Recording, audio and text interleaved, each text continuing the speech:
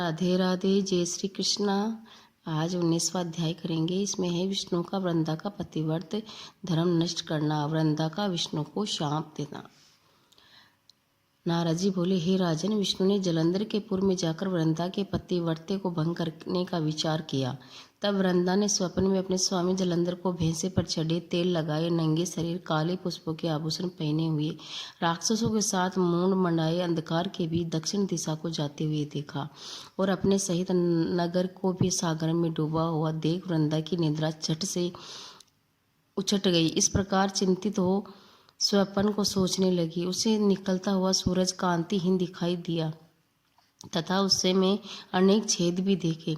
यह सब अनिष्टकारी लक्षण जानकर वह भय से व्याकुल हो गई और विलाप करने लगी। उसे नगर अटारी में कहीं भी सुख नहीं मिला।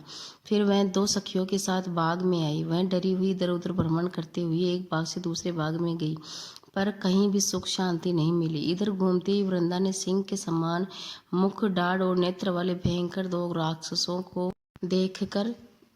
देखा। तब वह डरकर भागने लगी।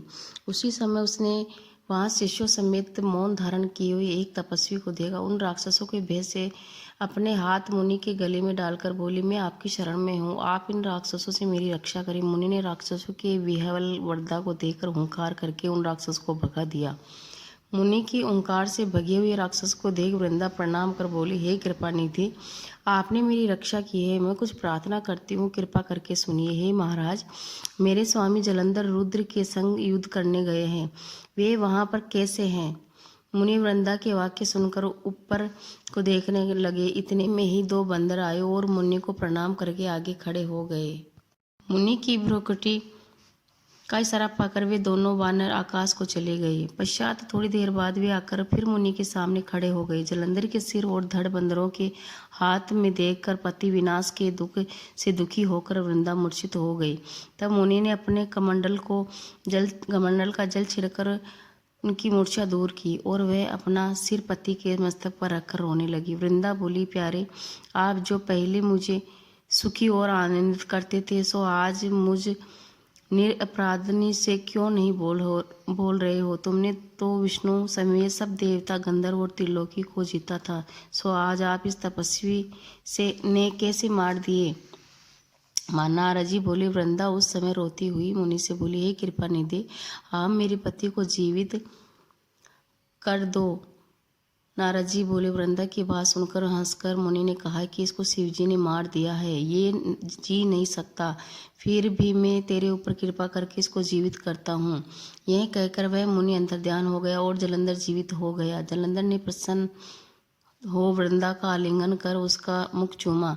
अब तो वृंदा पति पाकर बड़ी प्रसन्न हुई और उसी वन में पति के संग बहुत दिन तक रमण करती रही। एक दिन उसे रति के पश्चात ज्ञान हुआ तो वह विष्णु को पहचान गई।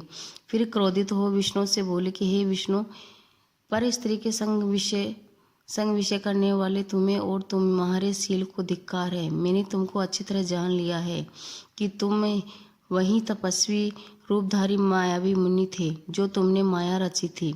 वे दोनों महाराज तुम्हारे द्वारपाल थे, अतः वही बंदर राक्षस होकर तुम्हारी स्त्री को हरेंगे और तुम स्त्री वियोग की दुख से वन वन में धक्के खाते हुए बंदरों से सहायता लोगे।